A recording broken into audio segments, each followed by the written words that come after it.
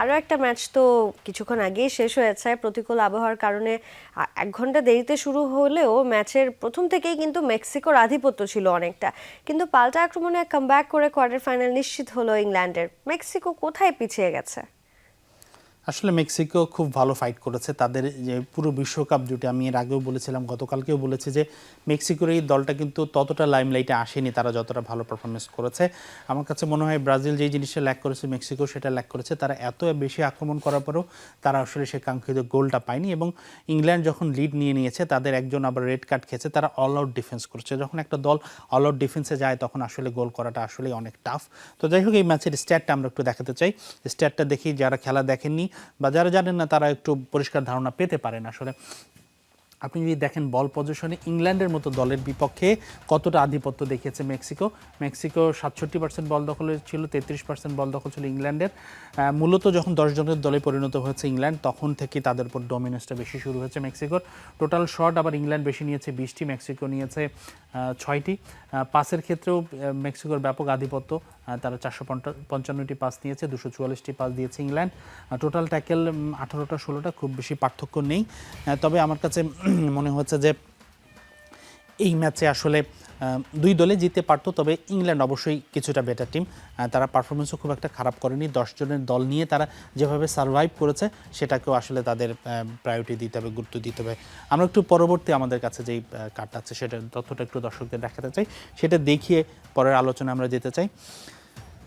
সেই বিষয়টা হচ্ছে যে জুড বেলিংহাম এই ম্যাচে ম্যাচ সেরা হয়েছেন, তিনি 2টি গোল করেছেন। এবং জুড বেলিংহাম কিন্তু স্ট্রাইকার নন, তিনি একজন মিডফিল্ডার, নাম্বার 10 রোলে খেলে থাকেন, এবং এই পজিশন থেকে তারা 2টি গোল করা কিন্তু দারুণ, এবং তিনি প্রথম 2টি গোলে এগিয়ে দিয়েছিলেন। তিনি তো টোটাল 3টি শট নিয়েছিলেন, একটু দেখেন 3টি শটের মধ্যে তিনি 2টি গোল করেছিলেন এবং পোস্টে লেগেছিল আরও একটি শট, তার মধ্যে টাচেস নিয়েছেন তিনি 54টি শট এবং তার রেটিং ছিল 9, অর্থাৎ তিনি 3টি শট নিয়েছিলেন, 3টি কিন্তু অন টার্গেটেড ছিল। আরেকটা যদি পোস্টে না লাগতো 3টাই গোল হয়ে যেতে পারতো। আমাদের কাছে আরেকটাই তথ্য আছে, একটু দেখাতে চাই যে কে কেমন পারফরমেন্স করলো সেই বিষয়টা। র্যাঙ্কিংয়ের বিষয়টা আমরা যদি একটু দেখতে চাই যে আসলে জর্ডান পিকফোর্ড ইংল্যান্ডের গোলকিপার, তাকে অনেক টাফ টাইম যেতে হয়েছে তাকে। তবে ডিফেন্ডারে কিন্তু ইংল্যান্ডের ততটা ভালো পারফরমেন্স করতে পারেনি। আমরা যদি দেখি অ্যান্ডারসন ভালো পারফরমেন্স করেছে, গর্ডন করেছেন, বেলিংহামের কথা তো বলেছি তিনি ম্যাচ সেরা হয়েছেন, হ্যারি কেনও ভালো পারফরমেন্স করেছেন, চাপের সময় পেনাল্টিটা খুব ভালো নিয়েছেন, তিনি পেনাল্টি ভালোই নিয়ে থাকেন, ক্যারিয়ারে খুব বেশি পেনাল্টি তিনি মিস করেনি। অন্যদিকে আমরা যদি মেক্সিকোর মানে ফ্রন্ট থার্ড দেখেন, তারা কিন্তু সবাই ভালো পারফরমেন্স করেছে। গ্রিনগুলো দেখতেই পাচ্ছেন সবার আসলে 7-এর উপরে, তবে তাদের ডিফেন্স আরও ভালো হতে পারতো।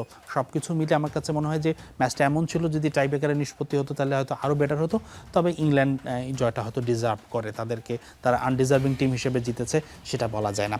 তবে এই ম্যাচে আরেকটা জিনিস কিছুটা বিতর্ক আছে, সেটা একটু দেখাতে চাই যে আসলে বিতর্কটা কী নিয়ে হয়েছিল। এইখান থেকে এই ফাউলটা থেকে, হ্যারি কেনের এই ট্যাকেলটা থেকে মেক্সিকো একটা আসলে পেনাল্টি পেয়ে যায়, তারা যে দ্বিতীয় গোলটা দেয় সেটা এই পেনাল্টি থেকে হয়েছিল। এখন প্রশ্নটা হচ্ছে যে দুইজনেই একটা বলের জন্য গিয়েছেন অলমোস্ট একই সময়, কিন্তু পেনাল্টি হলো কেন? সেক্ষেত্রে আসলে ফিফার একটা নিয়ম আছে যে বিহাইন্ড দ্য ব্যাক, পিছন থেকে যিনি বলটাতে আঘাত করবেন তিনি যদি বল ছাড়া কন্ট্যাক্ট করেন সেক্ষেত্রে ফাউল হয়ে যায়।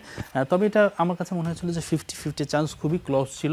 হ্যারি কেন যে একদম খুব পিছনে ছিল তাও নয়, তবে রুল বুকে সেটা ফাউল দেয়া যায়, এবং ডি বক্সে ফাউল তো পেনাল্টি অবশ্যই, তবে এখানে চাইলে রেফারি সেটাকে অ্যাভয়েড করতেও পারতো। তবে আমার কাছে পুরো ম্যাচে মনে হচ্ছে রেফারি একটু ইংল্যান্ডের প্রতি বেশি কঠোরে ছিলেন। তো এই ছিল আমার কাছে এই ম্যাচের সবশেষ আপডেট।